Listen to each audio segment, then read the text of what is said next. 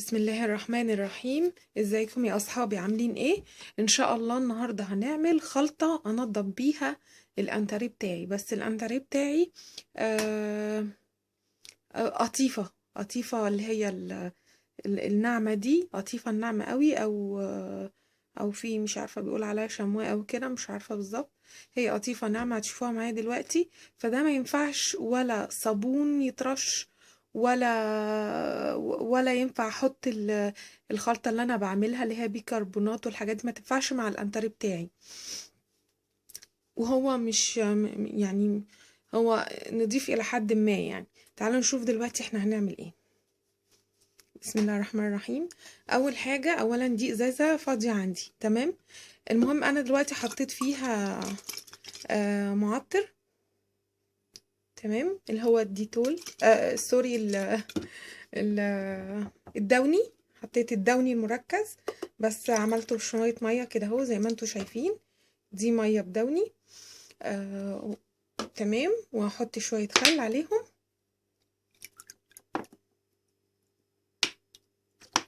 تمام كده. وهحط شويه جنرال ممتاز الصراحه، استعمله برضو في حاجات كتير انضف بيها البيت.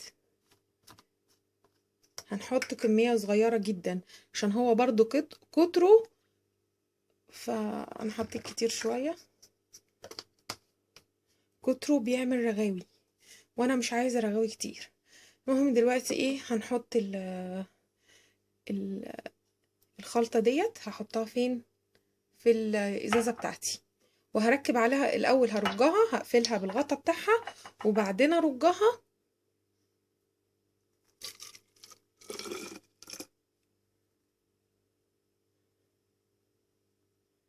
عشان الدوني كان مركز تحت في الكوبايه زي ما انتم شايفين كده. انا دلقتها ودلقت الكوبايه في الازازه والمسحوق بتاعي، وبعدين ايه، الخلطه بتاعتي هرجها ايه كويس كده، تمام. وهزود ميه بقى، هزود ميه ايه من الحنفيه، هزودها واركب لها الرشاش ونرجع تاني مع بعض. انا هنا يا بنات حطيت الرشاش في الازازه اللي هي الراس اللي بترش ديت، وجبت الفوطه بتاعتي، فوطه تكون نظيفه. ويلا هنوريكم هنعمل ايه. اولا ارجعها كده تاني وارش ايه، هشيل بس الخدة ديت وارش. بصوا سوري معلش، عشان انا عندي اضاءة الشقة كلها صفرة، فممكن تكون خافتة شوية في الفيديو. دلوقتي اللي اهو زي القطيفة كده اهو، الكرسي بتاعي والانتريه بتاعي عاملين ايه زي القطيفة اهو. فبصوا يعني حتى الجنرال، بصوا يعني كأني ايه، برضو في مادة صابون شوية بس مش جامدة طبعا، وفي نفس الوقت مش هتأذيلي القماشة بتاعت الكرسي حتى لو فيها ايه نسبة. يلا بقى نشوف هنعمل ايه. هندعك كده اهوت بالفوطة بتاعتي نضيفة خالص،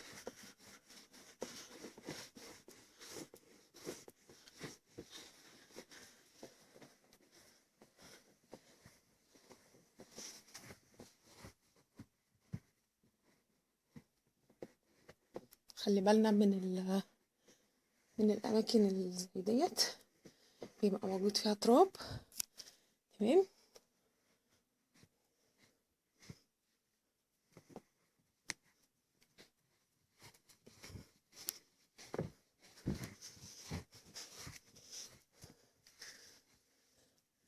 انا طبعا ايه كل يوم الصبح بلمع. بصوا يا بنات، بصوا الفوطه، يعني بصوا الفوطه دي كانت نقطه بر اللي وقعت عليها.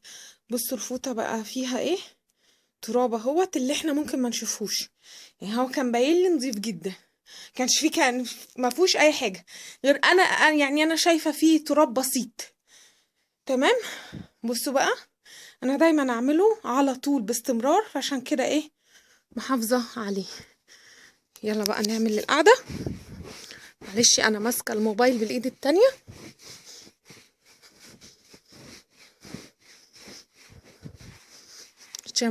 القطيفه برضو دي قطيفة ناعمة، اسمها قطيفة ناعمة، والشمواه لان انا كان عندي انتريه تاني شمواه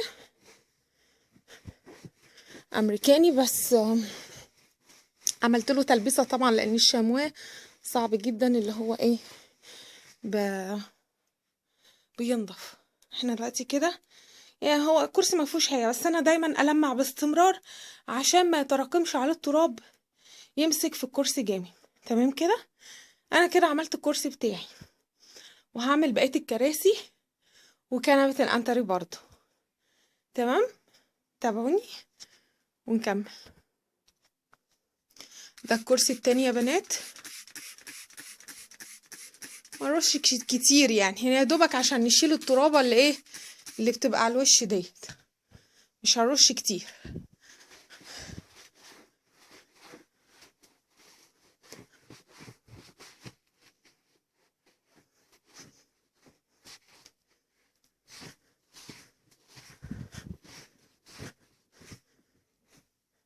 هكمل الكرسي كله، بس انا حاسه ان انا ماسكه اساسا الموبايل مفيش حاجه جايه لكم، معلش بقى.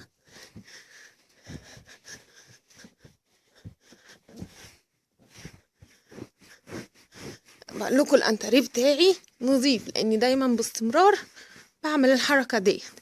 طبعا الشلت اللي هي ديت بتتشال تمام وبتتفك وليها سوست ماشي، بس انا مش بعمل الموضوع دوت طبعا غير سنويا، مش تقريبا مرة في السنة يعني، ولو كان مش نضيف قوي بعملها مرتين في السنة، بس عشان دايما بعمل بالاستمرار الطريقة ديت هي مرة في السنة اللي ممكن افك الشلت واغسلها.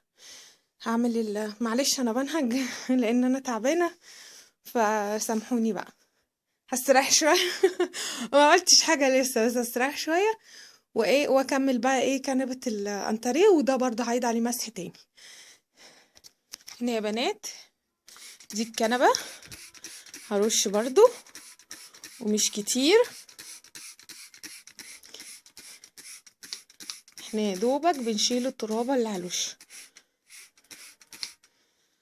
تمام كده،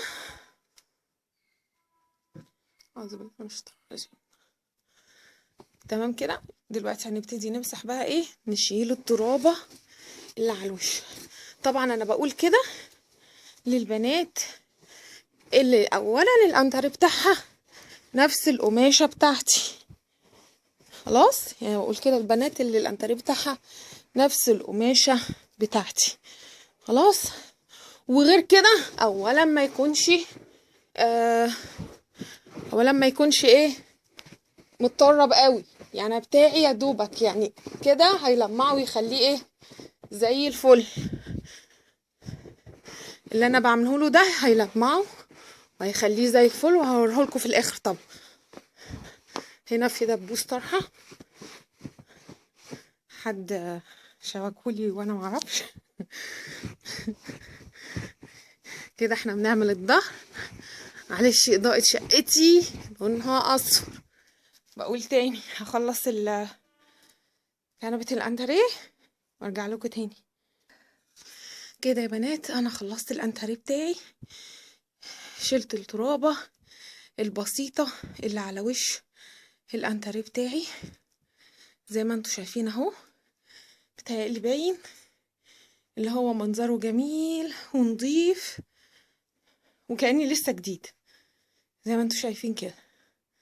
هحط الصابون كتير، الصابون لو اتحط على الشمواه ولا اتغسل بفرشة هيبوظ. اولا الفرشة هتخرمه وتنتش فيه وهتعمله وبرة كمان. ثانيا ان الصابون الكتير هيجير القماشة، فما ينفعش نغسله ولا بفرشة ولا بصابون كتير، حاجة تلمعه كده من على الوش. هو دوت المنظر بتاعه. معلش بقى الصورة ممكن تشقلب معاكم زي ما انتوا شايفين كده. بس يا رب يعجبكم